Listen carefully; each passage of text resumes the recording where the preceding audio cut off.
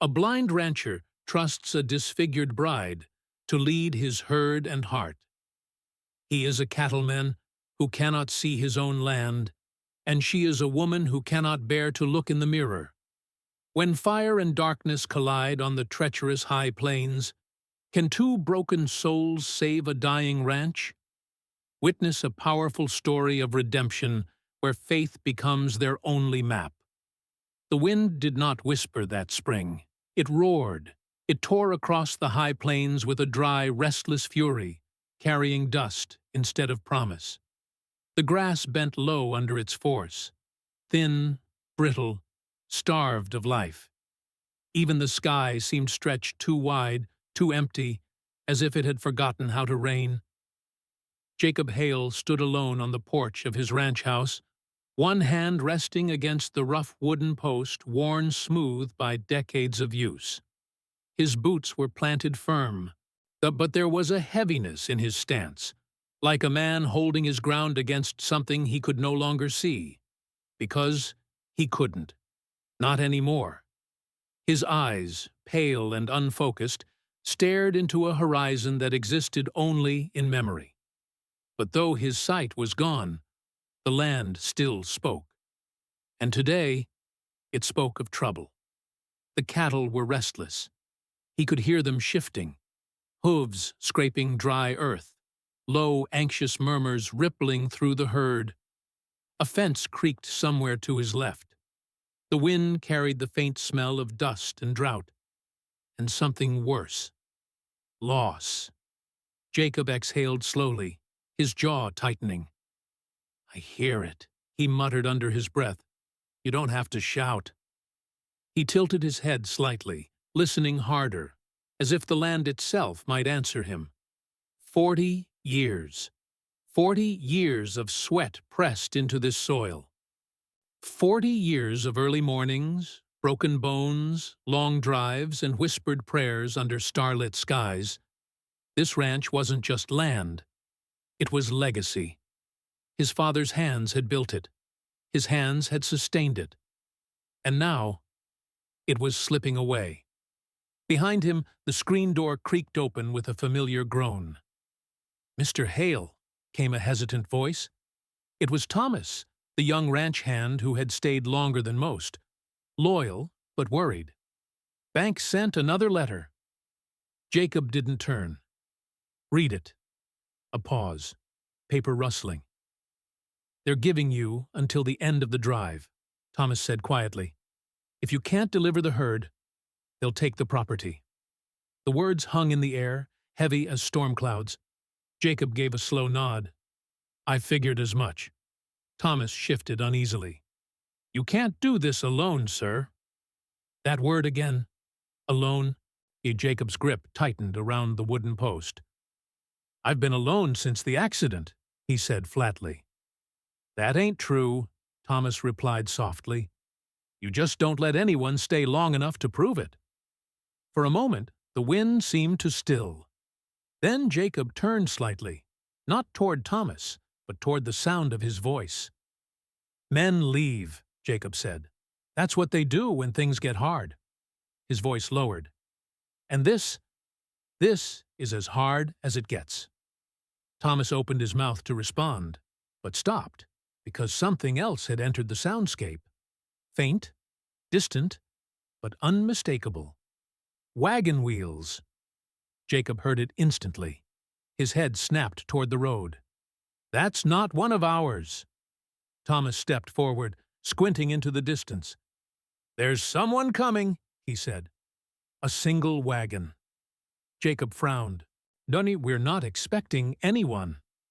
The wagon creaked closer, its rhythm uneven, like it had traveled a long, difficult road. The horse pulling it snorted with exhaustion. Leather straps groaned. Wood rattled. And beneath it all, there was something else. A presence. Jacob straightened slowly. "Help me down," he said. Thomas moved to his side, guiding him carefully off the porch.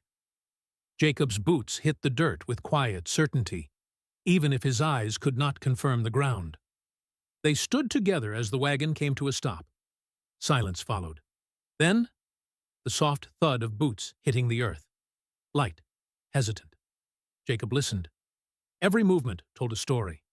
This one spoke of weariness and caution. "Sir," Thomas whispered.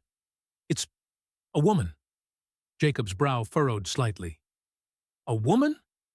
The figure took a step forward. "Mister, a Hale?" she called. Her voice was gentle, but there was something beneath it. Not weakness, resilience. "I heard you were looking for help." Jacob didn't respond immediately. Instead, he listened. Her breathing, uneven, like someone who had carried more than just physical weight. The slight tremor in her stance. The careful way she shifted, like she was used to being watched. Judged. He stepped forward slowly. "What kind of help?" he asked. A pause. Then she said, "The kind that doesn't ask too many questions." Thomas glanced at Jacob uneasily, but Jacob was curious. "What's your name?" he asked. "Mary Beth," she replied. "Mary Beth Cole." The wind lifted slightly, brushing against her clothing, and in that moment, Thomas inhaled sharply. Jacob caught it instantly. "What is it?" Jacob asked. Thomas hesitated. It's nothing," he said quickly, but his voice betrayed him. Jacob turned his head slightly toward Mary Beth again. "You've come a long way," he said. "Yes, sir." "Why?" Another pause. Longer this time. Then she answered, "Because I needed somewhere I wouldn't be turned away."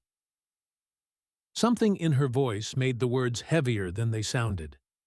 Jacob tilted his head. "You're not telling me everything." "No," she said softly, "but I'm telling you the truth." The honesty in that statement settled over them like dust. Jacob exhaled slowly. "You ever worked cattle?" "Yes." "You ever led a drive?" "No." Another pause. Then Jacob said something that made Thomas stiffen. "Good." Thomas blinked. "Good?" Jacob nodded slightly. "Means you won't have bad habits." Mary Beth let out the faintest breath, almost disbelief. "You're giving me a chance?" Jacob's face remained unreadable. "I'm giving you work," he corrected. "Chance is something you earn." Then, after a beat, "This drive, it's not just another job." His voice lowered, carrying the weight of everything unsaid. "If we fail, this ranch dies." Mary Beth swallowed. "I understand."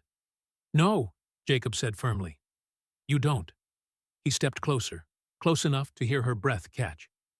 "I need someone I can trust without seeing," he said. "Someone steady, someone strong." A long silence followed. Then Mary Beth said quietly, "I'm still standing." The words hit deeper than expected.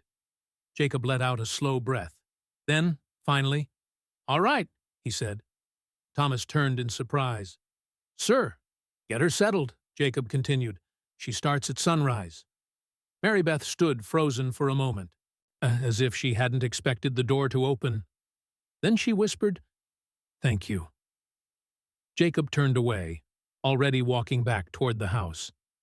But as he reached the steps, he stopped. Without turning, he said, "I don't care about your past." A pause. "Only whether you can help save what's left of my future."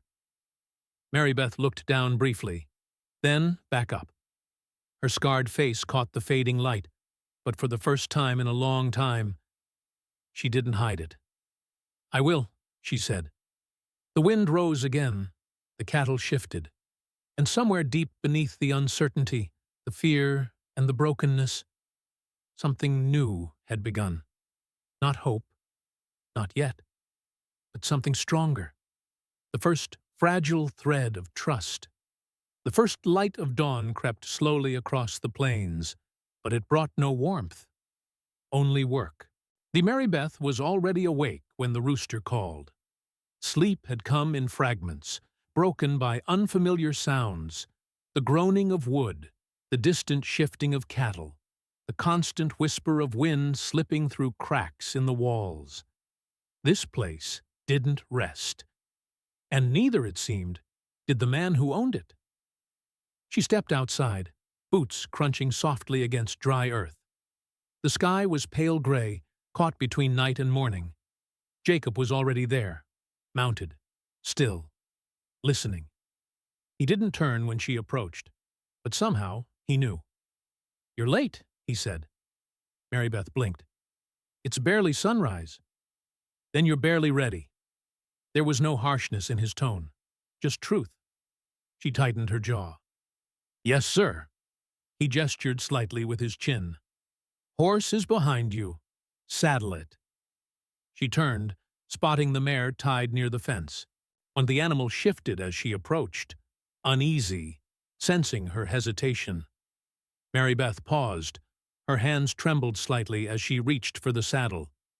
Not because she didn't know how, but because she felt watched, even when no one was looking. She lifted the saddle, her movements careful, deliberate. Behind her, Jacob spoke again. "You're thinking too much." She froze. "I'm saddling a horse," she replied. "You're doubting yourself," he corrected. Mary Beth exhaled slowly. "How can you tell?" Jacob tilted his head slightly, listening. "Because doubt is loud," he said. "It changes how a person moves, slows them down, makes everything heavier." She didn't respond, because he was right. By the time she mounted, the sun had begun its slow climb, but the wind had already picked up. Jacob turned his horse. "She ride with me." They moved out into the open land, leaving the safety of the ranch behind. For a while, neither spoke. Only the rhythm of hooves filled the space between them. Then Jacob broke the silence. "Tell me what you hear." Mary Beth frowned slightly. "The wind." "What else?" She listened harder. "Birds," she said, "somewhere to the right." "Distance?" She hesitated. "Far." Jacob shook his head. "Not good enough." She felt frustration rise. "I said I hear them." "I didn't ask if you hear them," he said calmly. "I asked if you understand them." Mary Beth pulled her reins slightly. "What does that even mean?" Jacob stopped his horse. So she did too. Then he said something that shifted everything. "The land speaks, always has." He gestured toward the open plains. You think ranching is about strength?" he continued. "It's not. It's about listening." He tapped his chest lightly. "Out here, your eyes lie to you. But sound tells the truth." Mary Beth said nothing, so he continued. "Those birds you hear, they're not just flying. They're reacting." "To what?" "The wind shifting," he said, "means weather's turning." She blinked. "You can tell that from birds?" "I can tell everything from something," he replied. A long pause followed. Then, "Again," he said. Mary Beth sighed quietly, but obeyed. She closed her eyes, listened. This time she pushed past the obvious. The wind wasn't just wind. It had direction. The birds weren't just noise. They were scattered, uneven. "Storm?" she guessed. Jacob gave a small nod. Better. Something flickered inside her. Not confidence. But possibility. Training the unseen. The days that followed were relentless. Jacob pushed her harder than anyone ever had. "Count the herd without looking directly at them," he instructed one afternoon. "That's impossible." "Try." She did, and failed. Again and again. But Jacob never raised his voice, never showed frustration, only persistence. "Feel the ground," he told her another day. "Your horse knows where it's stepping. You should too." "How?" "Trust it." That word again. Trust. It came easier for him than for her, because trust had cost her everything once before. The battle within one evening, after hours of training, Mary Beth returned to the small wash basin behind the house. The water was still, clear enough to reflect. She didn't mean to look, but she did. And there it was. The scars, twisted lines across her cheek, faint but permanent damage along her jaw, a face the world had taught her to hide. Her breath caught, her hand rose instinctively, as if to cover it. They see it first, she whispered to herself. Always. Her voice broke slightly. They don't see me.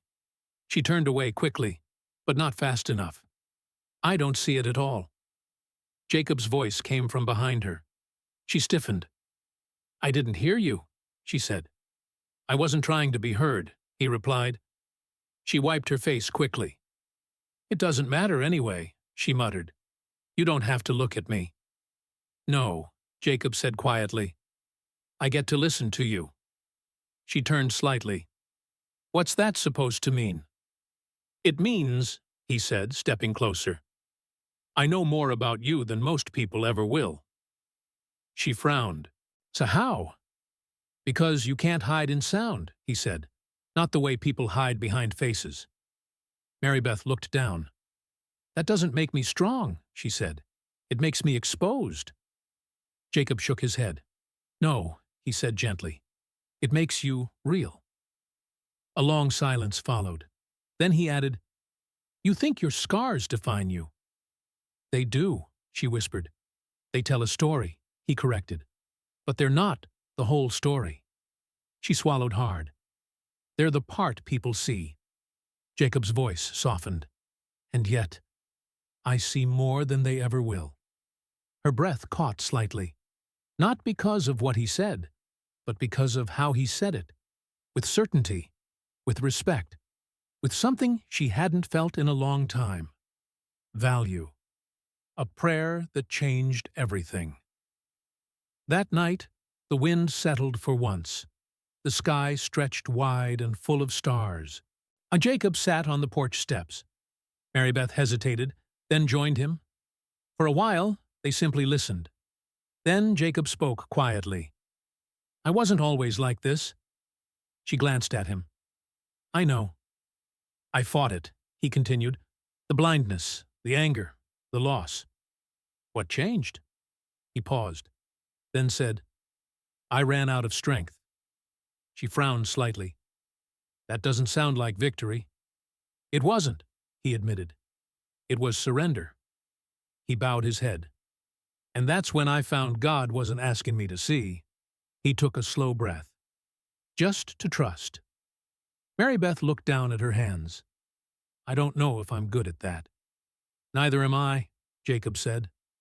That's why we pray. He folded his hands, and for a moment, she hesitated.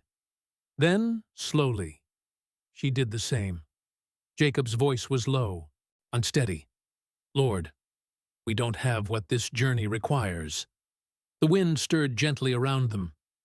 But you do. Mary Beth swallowed. Her voice came softer. Help me. Believe I'm not broken beyond use.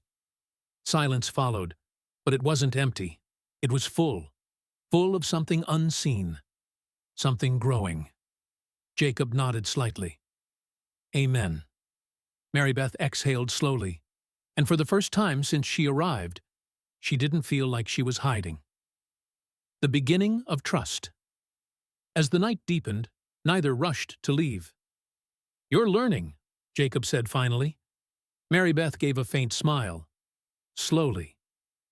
That's the only way that lasts. She glanced at him. You really think I can do this? Jacob turned his face slightly toward her voice. I think, he said carefully, that God doesn't send people by accident. A small silence, and then, so, yes. Mary Beth looked out into the darkness, but for the first time, it didn't feel so empty, because somewhere between the wind, the silence, and the prayer, she had begun to understand something powerful. She didn't need perfect sight. She didn't need a perfect face. She just needed faith strong enough to listen.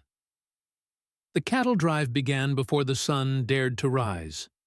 Darkness still clung to the land, heavy and uncertain. as if even the sky was holding its breath. Lanterns flickered in the distance, small, trembling lights against the vast black of the plains. The herd shifted restlessly, their low murmurs rolling like distant thunder. Mary Beth sat tall in the saddle at the front line, her fingers wrapped tightly around the reins, and her breath came slow, controlled, but her heart beat louder than the hooves beneath her. Behind her, Jacob rode in silence, listening, always listening. "You remember what I taught you?" he called forward. Mary Beth nodded, then realized he couldn't see it. "Yes," she answered, her voice steady despite the storm building inside her. "Then don't think," Jacob said. "Just lead." Those words settled into her like weight, and like strength. She turned slightly in her saddle. "Move 'em out," she called. The drive began. A living storm. As dawn broke, the plains revealed themselves, wide, endless, unforgiving. The herd moved like a living tide, hundreds of bodies pressing forward, hooves pounding rhythm into the earth. Dust rose behind them in thick clouds, clinging to skin and lungs alike. Mary Beth rode ahead, and her senses stretched thin. Every sound mattered now. The rhythm of hooves, the direction of the wind, the shifting unease of the cattle. She remembered Jacob's voice. "The land speaks. Always." So she listened. And slowly, the noise became meaning. "They're drifting left," she shouted. Jacob adjusted instantly behind her. "Push the right flank," he called to the others. The ranch hands moved, guiding the herd back into line. For a moment, everything worked. Perfectly. Mary Beth felt it, a strange, quiet confidence rising within her. Not pride, but purpose. The first sign. It came subtly, too subtly. A shift in the wind, a dryness that wasn't just drought, but something sharper, harsher. Mary Beth frowned slightly. She closed her eyes, just for a second. Listening. The birds were gone.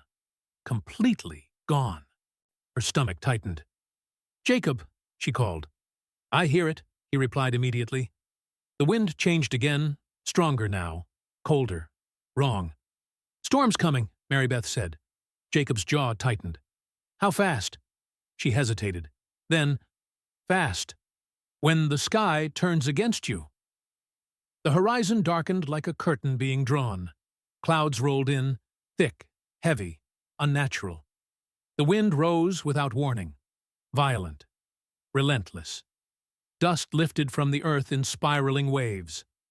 "Hold the line!" someone shouted. But the line was already breaking. The cattle felt it. Panic rippled through them like fire. Hooves pounded harder, faster. The herd began to scatter. "No!" Mary Beth cried, pulling her reins sharply. "Stay together!" But the storm didn't care. It roared louder, stronger, blinding. Dust filled the air, thick, choking, and impossible to see through. Within seconds, the world disappeared. Lost in the storm, Jacob gripped his saddle tightly as the wind slammed against him. The sounds he relied on, his only map, were being torn apart. The herd's movement became chaos. The voices of the men vanished. Even the direction of the wind twisted and shifted unpredictably. For the first time since losing his sight, Jacob felt something he had fought hard to bury. Fear. Real fear. "Mary Beth!" he shouted. No answer. The storm swallowed his voice. He turned his head desperately, trying to isolate any sound that made sense. But everything was noise now. Everything was confusion.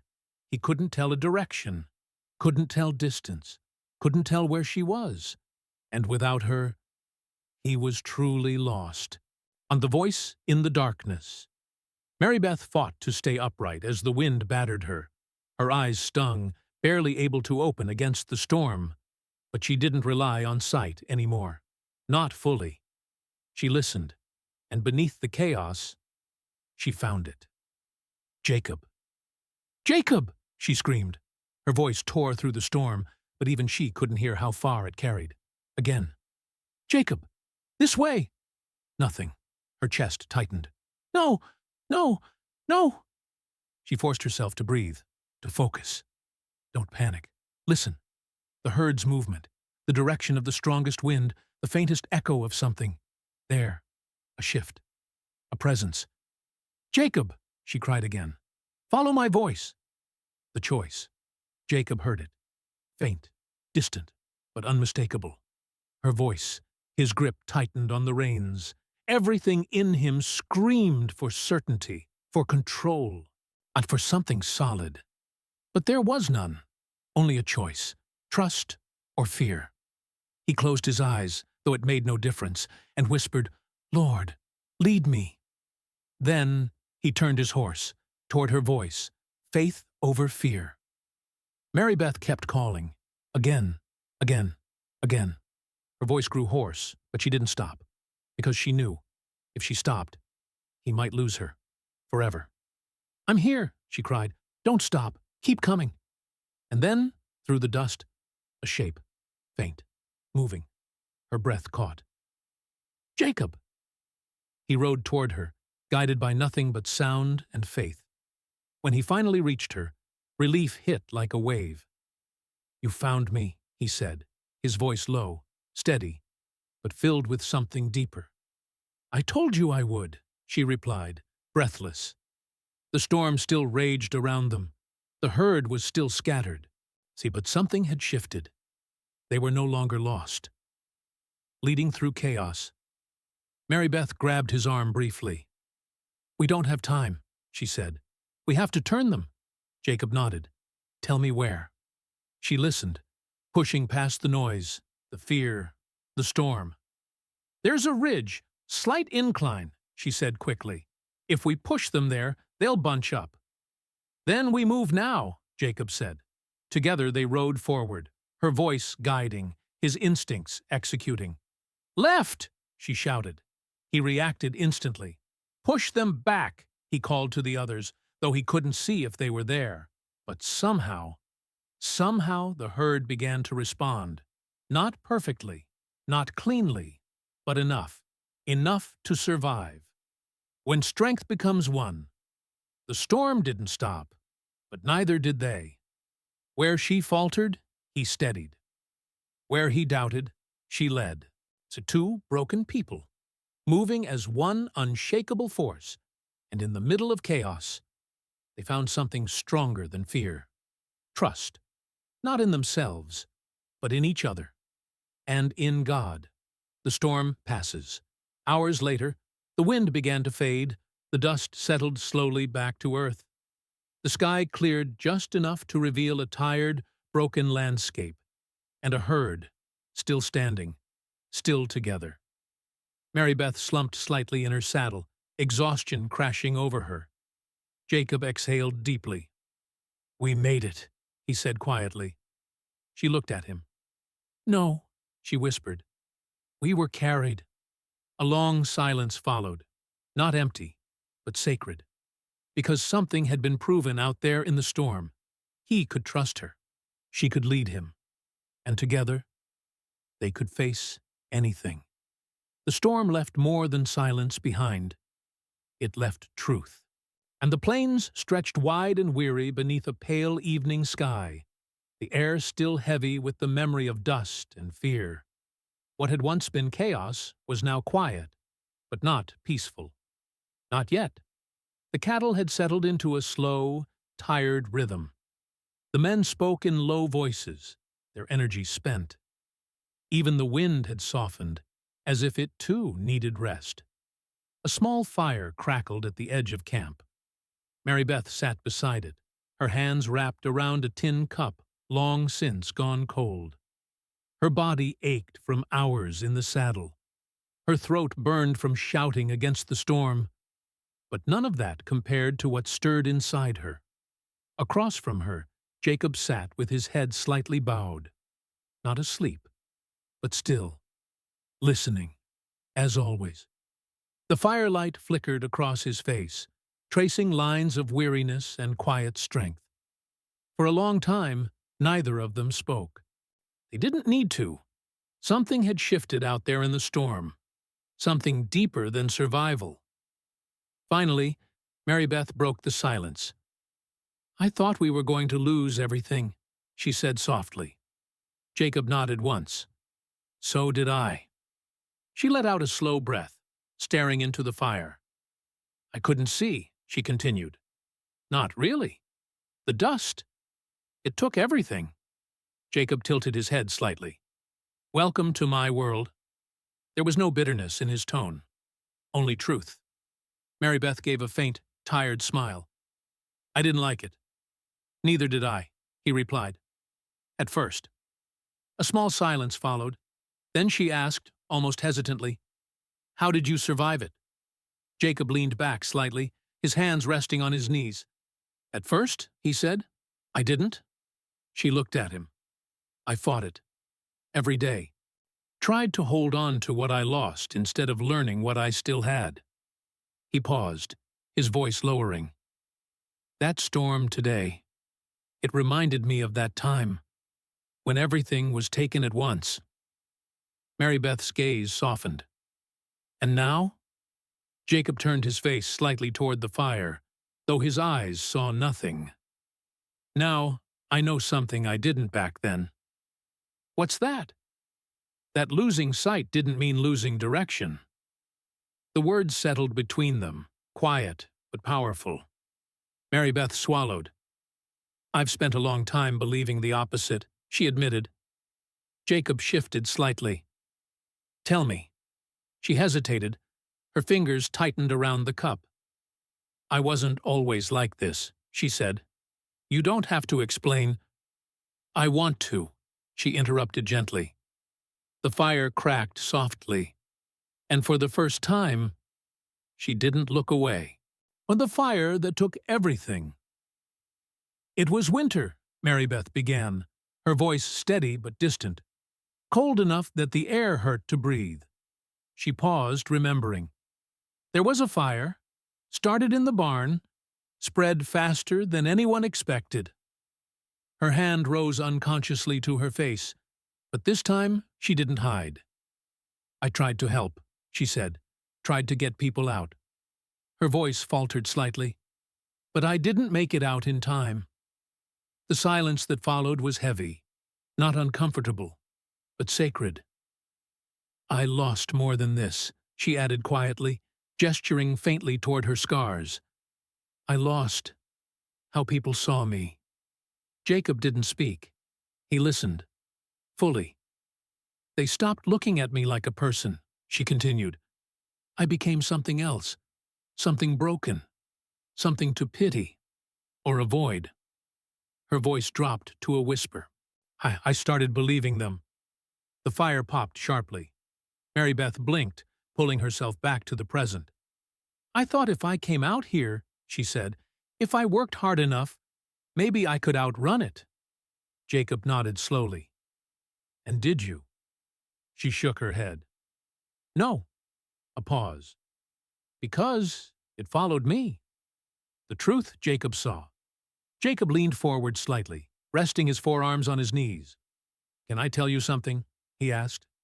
Mary Beth nodded. "You walked into this place carrying shame that doesn't belong to you." She frowned slightly. "It's not that simple." "It is," he said gently. "Just not easy." She looked at him, searching his face. "You don't understand what people see when they look at me." Jacob smiled faintly. "No," he said, "but I understand what they miss." She stilled. "Do you hear strength as something loud?" he continued. "Something obvious.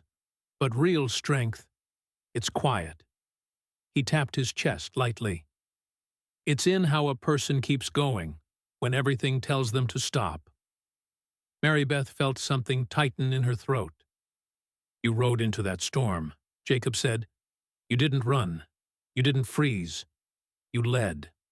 His voice softened. "That's what I see." Tears filled her eyes, but she didn't turn away this time. "And my scars?" she asked. Jacob tilted his head slightly, as if considering the question carefully. They tell me you survived something that tried to destroy you. A pause. That's not ugliness. That's proof. The moment, everything changed. The fire burned lower. The night grew deeper. And something inside Mary Beth began to shift. Slowly. Quietly. Like dawn before the light. I've spent so long hiding, she said. Jacob nodded. Most people do, he replied. But you don't, she said. Jacob gave a small, almost amused breath. I can't. They both smiled faintly. Then Mary Beth asked, Do you ever wish you could see again? The question hung in the air. Jacob didn't answer right away. When he finally spoke, his voice was softer than before. Sometimes, he admitted, a pause. But not the way I used to. She leaned slightly closer. What changed? Jacob turned his face toward her voice. I realized something, he said. Sight doesn't guarantee vision. Mary Beth frowned slightly. What do you mean? I had eyes before, he said. But I missed things. People, truth, even God sometimes. He took a slow breath. See, losing my sight forced me to see differently. How? By faith. The word lingered, simple, but powerful. I don't see your face, he said gently, but I know your courage. I don't see your scars, but I hear your strength. And I don't see the road ahead, but I trust the one who does. Mary Beth's breath caught, because for the first time, she believed him. Not just his words, but what they meant. A new reflection. Later that night, Mary Beth found herself alone again near the wash basin. The water was still, reflective, just like before. She hesitated, then stepped closer, and looked. The same scars, the same face. Nothing had changed, and yet, everything had. She didn't flinch, didn't turn away. Instead, she whispered softly, You survived. The words felt strange, but right. And for the first time, she wasn't seeing damage. She was seeing strength. Two broken people, one purpose. Back at the fire, Jacob listened as her footsteps returned. You're lighter, he said. Mary Beth smiled slightly. You can hear that? I can feel it, he replied. She sat beside him again, closer this time, not out of necessity, but choice. The storm didn't break us, she said quietly. Jacob shook his head. No, he said. It revealed us. She nodded. And together? Jacob's voice carried quiet certainty. Together. We're stronger than anything this land can throw at us. Mary Beth looked out across the dark plains, and for the first time, she didn't feel like she was trying to escape her past. She felt like she was stepping into her purpose. Closing beat. The fire burned low. The stars stretched endlessly above.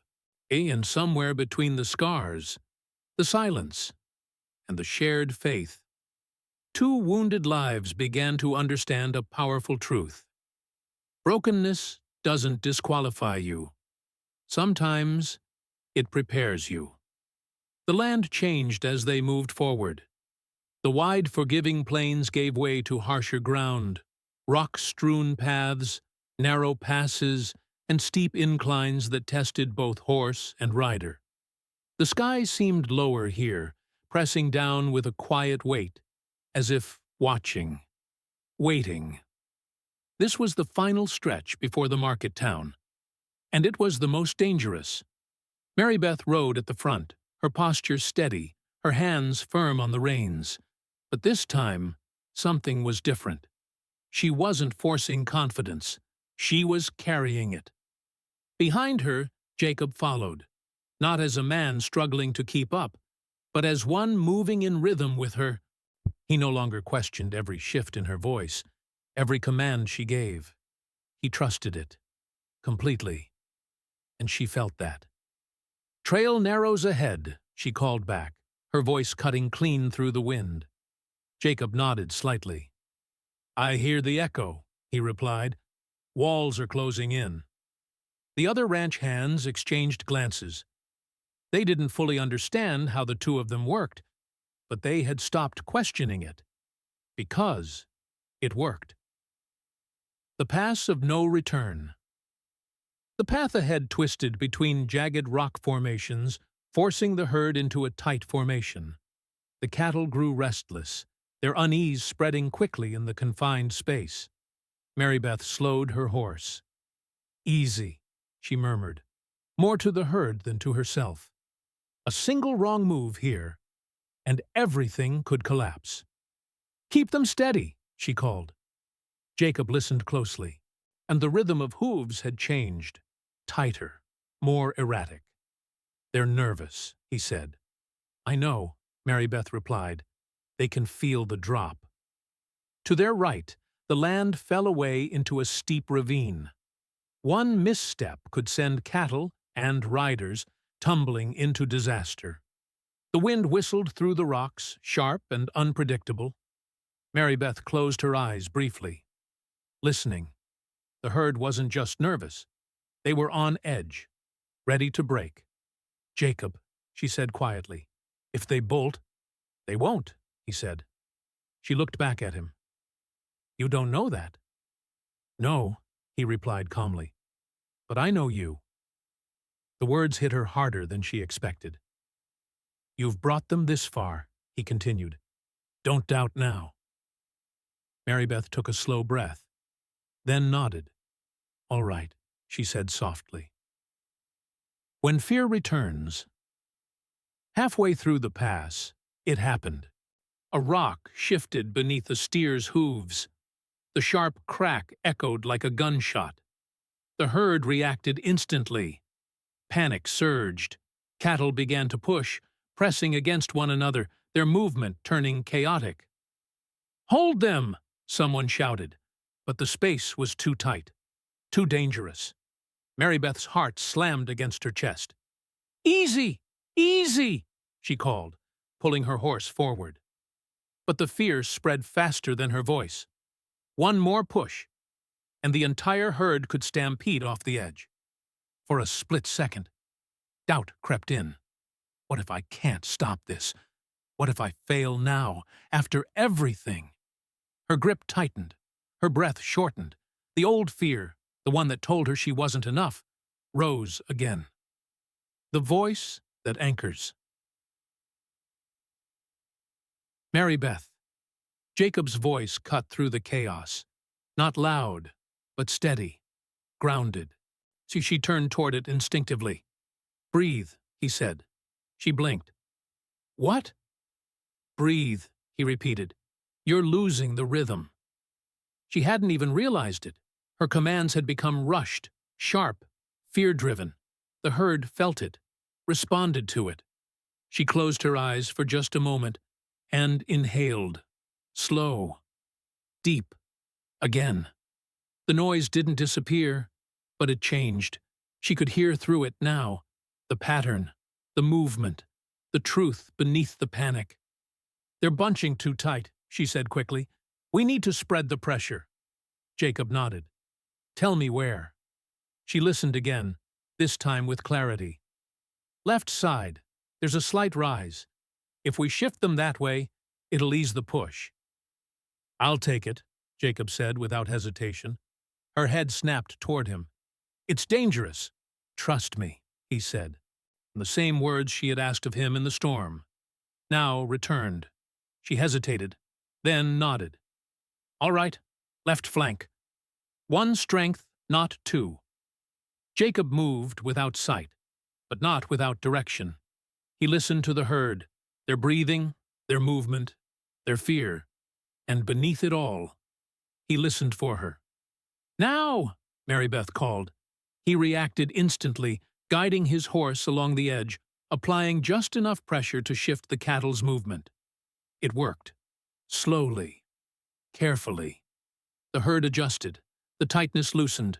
The panic eased. Mary Beth rode forward, reinforcing the shift. Keep moving. Easy now. Easy. Her voice was different now, not forced, not fearful, but strong, steady, sure. The herd responded, because they felt it, because she believed it. And within minutes, the chaos settled, the danger passed.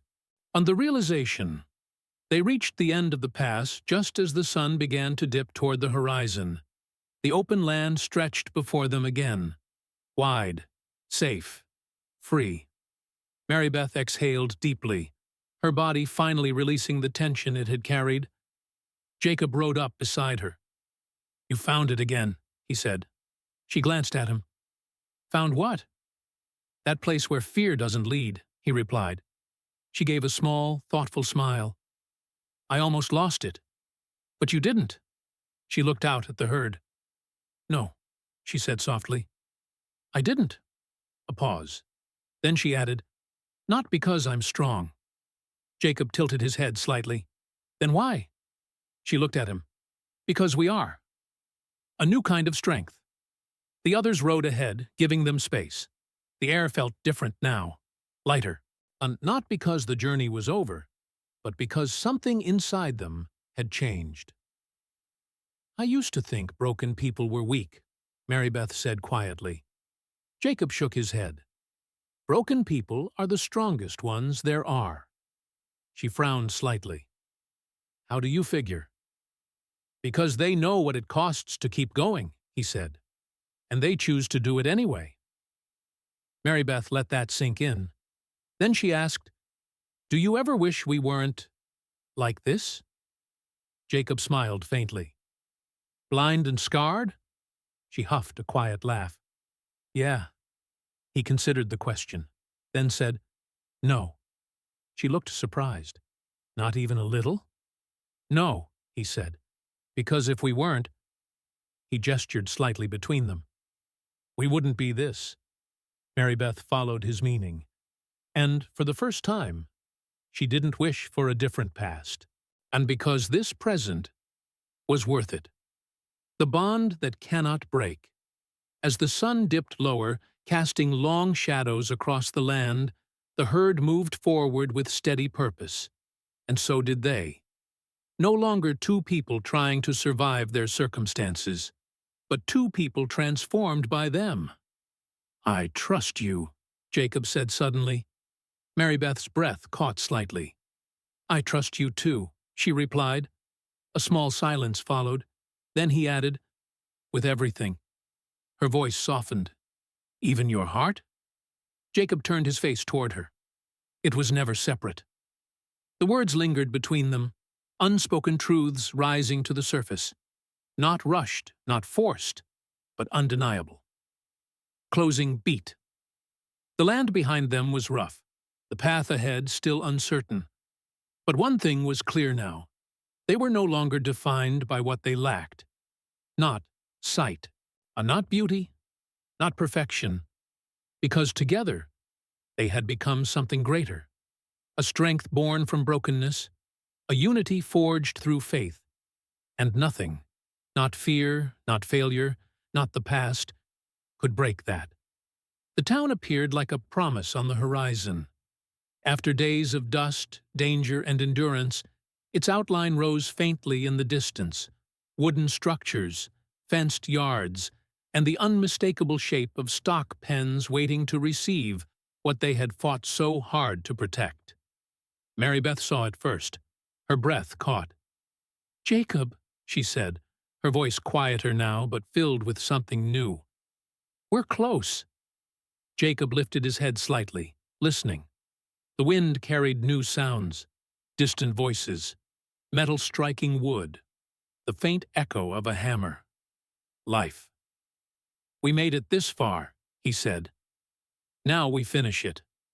Behind them, the herd moved steadily, but exhaustion had settled deep into every step. The cattle were slower now, weary, sensitive, and that made them dangerous.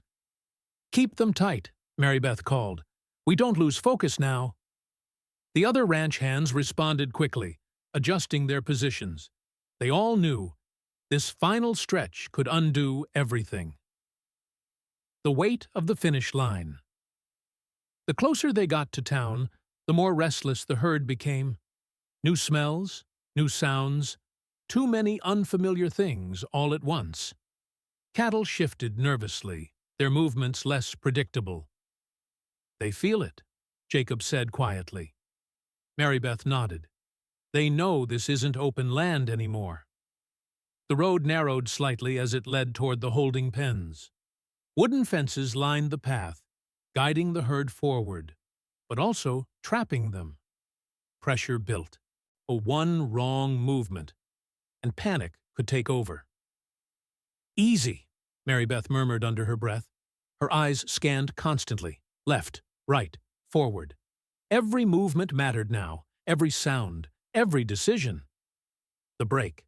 It happened fast, too fast. A young calf, smaller than the rest, spooked at the sharp clang of metal from the town ahead. Its head jerked sideways, then it bolted, straight toward a gap along the outer edge of the path. "No!" Mary Beth shouted.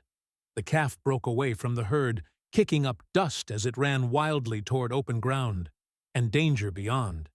If it kept going, others might follow. And if the herd broke now, everything would be lost. "Jacob!" she cried. "The calf! Left side! Running fast!" But even as she spoke, hesitation gripped her. The path was tight, the herd unstable. If she moved too aggressively, she could trigger a full stampede. Her instincts clashed. Go or hold the line. The moment of decision. Jacob didn't hesitate. "I hear it," he said. He turned his horse sharply. Mary Beth's heart jumped. "Wait, it's risky," she called. "The herd." "Trust me," he said again. The same words, but this time they carried something deeper. Finality. Faith. Mary Beth's breath caught. Then she made her choice. "All right," she said quickly. "I'll hold them. Go!" Faith in motion. Jacob rode forward, guided by sound alone. The calf's hooves struck the ground in frantic rhythm, fast, uneven, desperate. Jacob listened, filtered everything else out. The voices, the wind, the shifting herd, all of it faded, until there was only one thing left, the sound he needed to follow. "There you are," he murmured. Behind him, Mary Beth took control. "Hold the line!" she shouted to the others. "Don't let them break!" The herd pressed forward, agitated by the sudden movement. Mary Beth moved quickly along the front, her voice steady and commanding. "Easy! Stay together! Easy!" Her heart pounded. Her eyes flicked constantly toward Jacob's direction. But she couldn't leave her position. She had to trust him, the same way he had trusted her in the storm. The chased Jacob closed the distance. The calf's hooves echoed louder now, closer, but also more erratic. It was panicking, and panic made it unpredictable. Jacob adjusted his angle slightly, cutting off its path, not by sight, but by instinct. "Easy," he called softly. The calf didn't understand the words, but it felt the presence, felt the pressure shifting around it. Jacob moved again, careful, not precise, guiding, not forcing. "Turn," he murmured. "Come on, turn." For a moment, nothing. Then, the rhythm changed. The calf slowed slightly. Its direction shifted.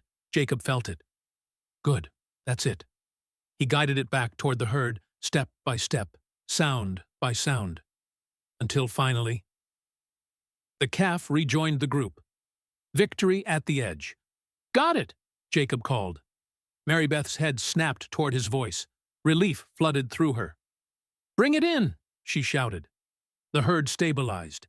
The danger passed. Slowly, steadily. They moved forward again. And this time, nothing broke. Crossing the threshold. The gates of the holding pens opened before them. Town workers moved into position, guiding the herd inside with practiced efficiency. The noise increased. Voices, movement, life all around. But for Mary Beth and Jacob, Everything felt quiet, focused, sacred. Because this moment, this finish, was more than just the end of a drive. It was the answer to every doubt they had faced. "Keep them moving!" someone called. Mary Beth gave the final signal. "Let's bring them home." Together they guided the last of the herd through the gates, and just like that, it was done. The aftermath silence settled slowly after the chaos. The herd was secure. The job was complete. Mary Beth slid down from her horse, her legs trembling slightly as they hit the ground. Exhaustion crashed over her, but beneath it, something stronger. Jacob dismounted more slowly, his movements careful but sure. For a moment, they just stood there, breathing, letting it sink in. "We did it," Mary Beth said softly. Jacob nodded. "So yes," he replied. Then, after a pause, "We really did." More than survival. Mary Beth looked at him, her eyes shining, not with tears this time, but with something deeper. "We didn't just save the ranch," she said. Jacob tilted his head slightly. "No," he agreed. "We didn't." She took a step closer. "We found something out there," she said. "What's that?" Mary Beth smiled faintly. "That we were never as broken as we thought." Jacob let out a quiet breath. "No," he said. "Just unfinished." The unspoken truth. The noise of the town continued around them, but it felt distant now, unimportant, because in that moment, there was only them. "I trusted you out there," Jacob said. Mary Beth's voice softened. "I know." "With everything," he added. She held his gaze. "Me too." A pause. "And then?" "Even when it scared me." Jacob smiled slightly. "That's what makes it real." Closing beat. The sun dipped lower behind the town, casting golden light across the land they had crossed. The storm, the fear, the doubt, all of it behind them now. And yet, everything ahead of them had changed. Because this journey wasn't just about saving a ranch. It was about discovering something far greater. That when two broken people choose faith over fear, they don't just survive. They become whole. The land felt different when they returned. Not because it had changed, but because they had. The ranch stood just as it had before. Weathered wood, worn fences, fields still thirsting for rain. The wind still moved across the plains with its restless voice. But now, it no longer sounded like a warning. It sounded like a promise. Mary Beth stepped down from the wagon slowly, her boots touching the same ground she had once arrived on. Uncertain, guarded, carrying the weight of a past she couldn't outrun.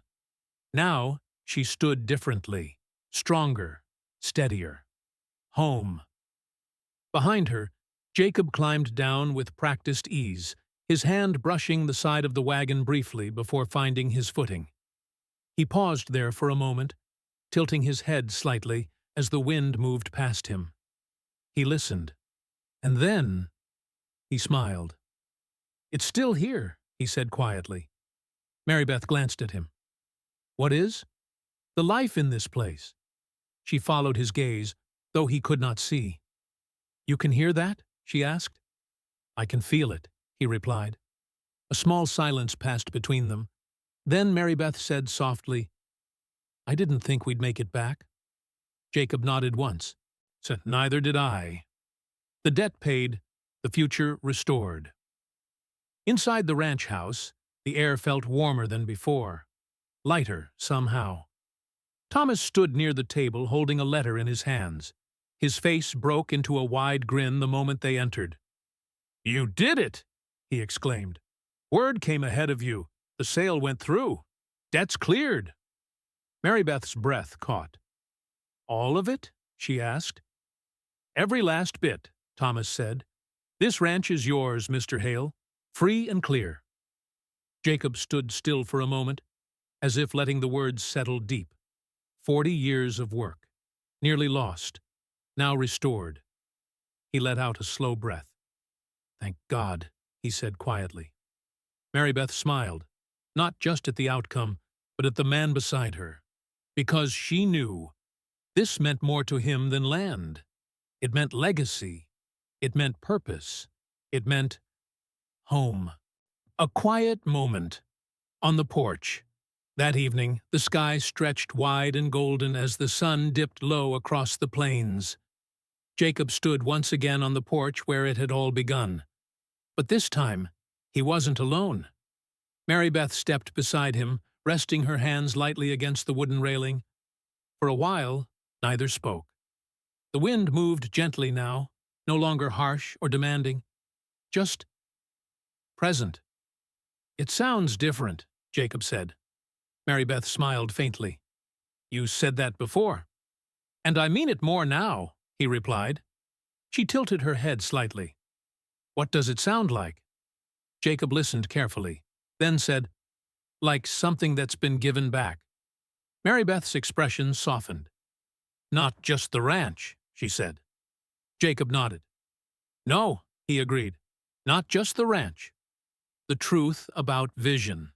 Mary Beth hesitated for a moment, and then asked, "Do you ever think about what your life would be like if none of this had happened?" Jacob considered the question. "If I still had my sight," he asked. She nodded. He was quiet for a long time. Then he said, "I used to think I lost everything the day I went blind." Mary Beth listened closely. "But now," he continued, "now I think I was given something instead." She frowned slightly. What could be worth that kind of loss? Jacob turned his face toward her. "You." Her breath caught.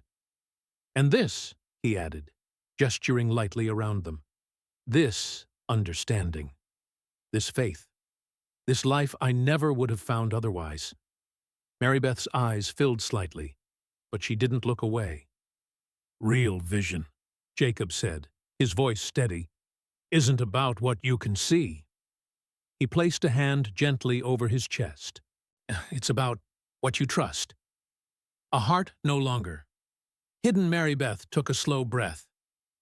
"I spent so long believing I had to hide," she said. Jacob shook his head. "You were never meant to hide." She let out a soft, almost disbelieving laugh. "Easy for you to say." "No," he replied, "it's not." He turned fully toward her now.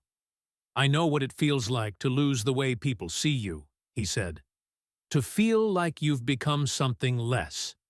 Mary Beth's expression softened. "But you're not less," he continued. "You're more." A pause. "Because you've been tested." Her voice dropped. "So have you." Jacob smiled faintly. "Then I guess we're both stronger than we look." She laughed softly. "Or don't look." They stood there for a moment, sharing something deeper than words. Comfort, understanding, belonging, and the choice that changes everything. The sun dipped lower, painting the sky in shades of gold and fire. Jacob reached out slowly, not searching, not uncertain, but intentional. His hand found hers. Mary Beth stilled, not pulling away, not hiding, just present. "I trusted you with my herd," Jacob said quietly. Her voice softened. "And I trusted you to follow." He nodded slightly. "But somewhere along the way," he continued, "it stopped being just about the drive." Mary Beth's heart beat a little faster. "I know," she whispered. Jacob tightened his grip gently. "My heart followed you too," he said. The words settled between them, simple, honest, undeniable. Mary Beth swallowed. "I didn't come here looking for that," she admitted. "Neither did I," Jacob replied. A small silence. And then she said, "But I'm glad I found it." Jacob smiled. "So am I." A future built on faith. The stars began to appear, one by one, in the deepening sky. The same sky that had witnessed their struggle. Now watched their beginning. "What happens now?" Mary Beth asked. Jacob tilted his head slightly. "Now," he said, "we rebuild." She smiled. "Together?" He nodded. "Together." A pause. Then he added, "With faith." Mary Beth squeezed his hand gently. "With faith," she agreed. The world often tells us that we are defined by what we lack, by what we've lost, by the scars we carry.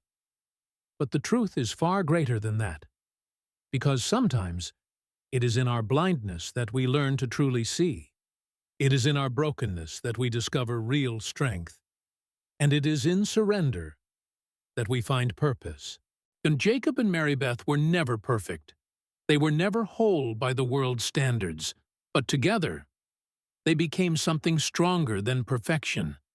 They became a testimony. That faith can guide where sight cannot. That love can heal what fire could not destroy. And that God does not discard the broken. He rebuilds them into something beautiful. The wind moves gently across the plains. The ranch stands firm. And on the porch, two lives once marked by loss now stand united by faith, purpose, and love. Not because they were never broken, but because they chose to trust the one who restores.